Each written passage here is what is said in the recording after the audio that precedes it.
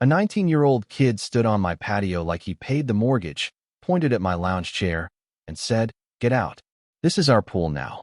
Not asked, ordered. For teenagers had just let themselves through my side gate, tossed their towels onto my furniture, and jumped into my backyard pool like it was a neighborhood amenity, and I'm sitting there with a mug of coffee and yesterday's paper thinking, I moved here 3 weeks ago for peace, and somehow I'm getting evicted from my own home by a kid who still needs his mom to do his laundry. His friends were already filming on their phones, grinning like they were about to post my reaction for laughs. The leader had bleached hair, a tank top 2 sizes too big, and that look people get when they've never once been told no and lived to learn from it. "Hey, old man," he called out, voice cracking but attitude fully grown. "Move. We're swimming." I've been in law enforcement a long time, long enough to know the difference between kids being dumb and kids being coached, and this felt coached, like a script. I set my newspaper down carefully, the same way you learn to move when your patience is the only thing between order and chaos, and I stood up slow. "Can I help you with something?" I asked, calm, polite, almost friendly, because nothing makes an entitled person reveal themselves faster than you refusing to be intimidated. He blinked like I'd asked him to solve a math problem, then laughed. "Help us? Dude, we don't need help. We need you to move. This is the neighborhood pool now." I stared at him for a second, letting the absurdity land. "Son," I said, "this is my backyard. That's my pool. You're on private property." He waved a wet hand like he was shooing a fly. "Private, huh? My mom runs the HOA. She said all pools have to be shared. You can't hoard it like some selfish boomer." Then, like punctuation, he cannonballed into the water, splashing my paper and soaking my coffee cup. His friends followed, whooping, filming, shouting, turning my quiet Saturday into their personal water park. The leader popped up and slicked his hair back like he'd won a battle. "Water's perfect," he yelled. "Hey, old man, you got any beer?" His friends laughed and repeated it, and one kid, a shorter one with a dark buzz cut, kept glancing at me like he knew this was wrong, but he stayed in the pack anyway. I watched them for 20 minutes, not because I didn't know what to do, but because I did. People like this test boundaries first, then they test consequences, and I wanted to see exactly how far they thought they could go. They critiqued my patio chairs, joked about bringing more people tomorrow, and left wet footprints all over my deck, like a tiny army marking territory. When they finally got out, dripping everywhere, the leader pointed at me and said, "We'll be back tomorrow around noon. Try to make it more welcoming." Then they strolled out through my gate and left it wide open behind them. I sat back down, looked at my soggy newspaper, and let myself smile just a little, because if they knew who they were talking to, they would have stayed on the sidewalk. That night, I did what I've always done when something smells off. I documented. Date, time, faces, exact words. Not because I wanted drama, because I've seen what happens when bullies control the narrative. And sure enough, Sunday morning brought the click of heels on my driveway, and a knock that sounded like it came with a gavel.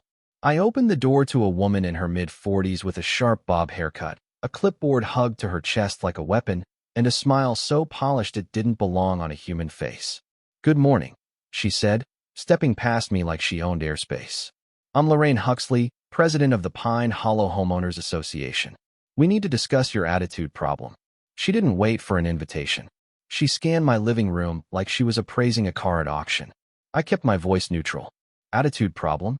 Lorraine flipped open her clipboard and started turning pages marked with bright tabs like she'd been preparing for war.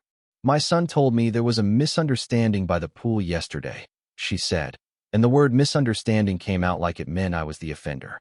"Mrs. Huxley," I replied, "your son and his friends trespassed. I asked them to leave." She laughed, not amused, dismissive. "Private property," she said, like it was a cute myth. "According to Regulation 47, subsection C, all recreational amenities must be made reasonably available for community enjoyment and harmony." She looked up like she'd just quoted scripture. "Your pool constitutes a recreational amenity under our guidelines." I raised an eyebrow.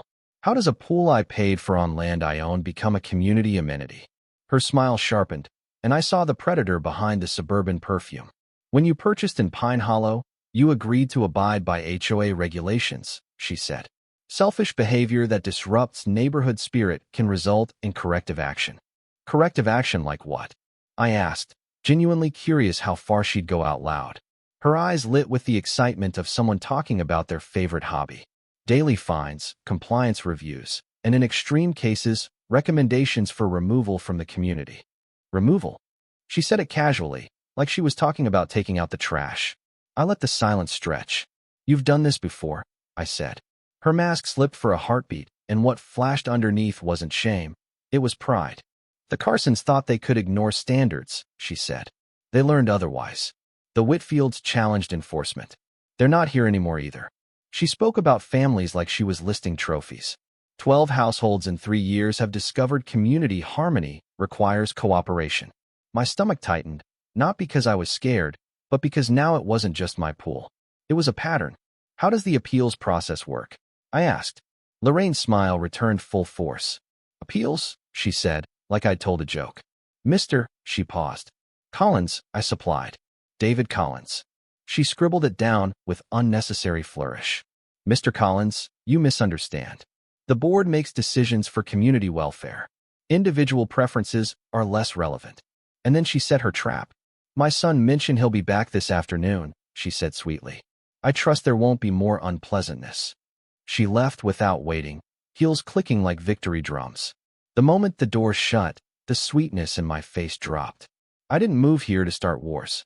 I moved here after years of being everyone's emergency, because I wanted mornings where the loudest thing was birds and the worst decision was whether my coffee needed more sugar. But I've learned something about people like Lorraine. They confuse silence with surrender. Monday morning proved it.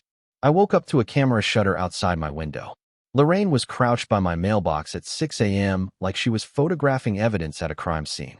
By 8 o'clock, a violation notice was under my windshield wiper. Lawn exceeds community standard by a quarter inch. Daily fine $50 until corrected. The speed of it was almost impressive. Then my phone rang.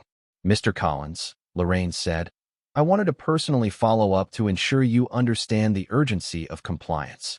I looked out my kitchen window and saw her son and his friends setting up towels in my backyard like it was their job. I notice your son's in my yard again, I said. Is that also an urgency? The line went quiet. Then her voice turned steel. Kevin is exercising community rights. Don't make this more difficult than necessary. She hung up. That afternoon, a new citation appeared for unauthorized fence alteration.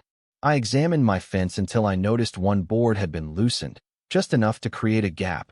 Subtle vandalism designed to manufacture a violation. That's when I stopped thinking of this as petty HOA nonsense and started thinking of it as systematic harassment. That evening, my neighbor, an older woman named Mrs. Ellery, came to my porch with trembling hands and a shoebox full of letters. Keep these, she whispered. She did it to us, too. Inside were months of citations for nonsense, grass height in winter, paint colors that matched the approved list, parking violations for cars that weren't even there. Another neighbor, Mr. Darnell, admitted they'd paid thousands just to stop the fines. Nobody votes in HOA elections, he said quietly. She buries notices. She rigs it. And if you ask questions, she destroys you. Now, the funniest part of all this is that Lorraine thought she was dealing with a retiree who'd roll over to keep the peace. She had no idea I'd spent 2 decades watching people with fake power try to bully their way out of consequences. She also didn't know I wasn't here as Mr. Collins by accident. I'd taken this house under a low profile for a reason, not because I was hiding, but because I was tired of the badge doing the talking before I could hear the truth. Still, I kept my head down, because I needed them to keep acting like themselves. And they did. By Friday, Kevin came back with reinforcements, 6 cars, coolers, speakers, cases of beer. They kicked open my gate like they were raiding a fortress. Within minutes, my patio turned into a full-blown party, music shaking the windows, teenagers yelling like they wanted the neighborhood to hear who was in charge. I stepped outside and surveyed the chaos with a calm that made Kevin's grin wobble. Kevin, I called, voice carrying over the noise. It ends now. Everyone out. He shotgunned a beer and wiped his mouth with the back of his hand. Stop, he laughed, cruel and loud.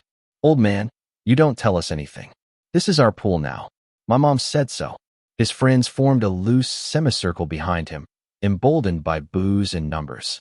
You can either join the party or get the hell out of our way, Kevin said, and I heard that familiar crackle in the air. the moment stupidity turns into danger. You're trespassing, I said evenly. You're intoxicated.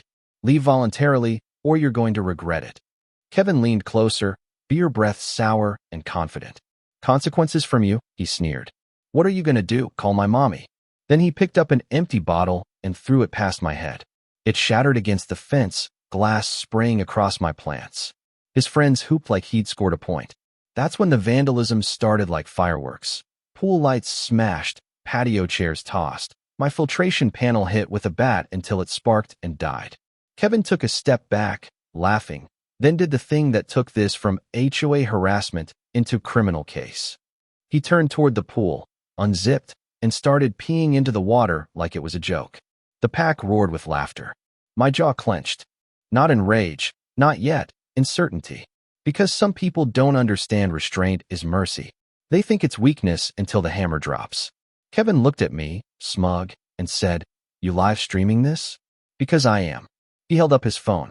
50 people watching me wreck your boring pool right now. Perfect, I thought. Not because I wanted him to be famous, because he just made every witness I'd ever need. I stepped closer, voice low. "Kevin, do you know what happens when you broadcast felonies?" His grin faltered for half a second, then he tried to laugh it off. "Felonies?" he scoffed. "My mom's got this neighborhood on lock. Nobody can touch us." That's when I made one phone call, short and quiet. "Tomorrow, 10 o'clock, I said. Community center. Bring the deputies." I slipped my phone away while Kevin kept destroying things like a kid smashing toys in a tantrum.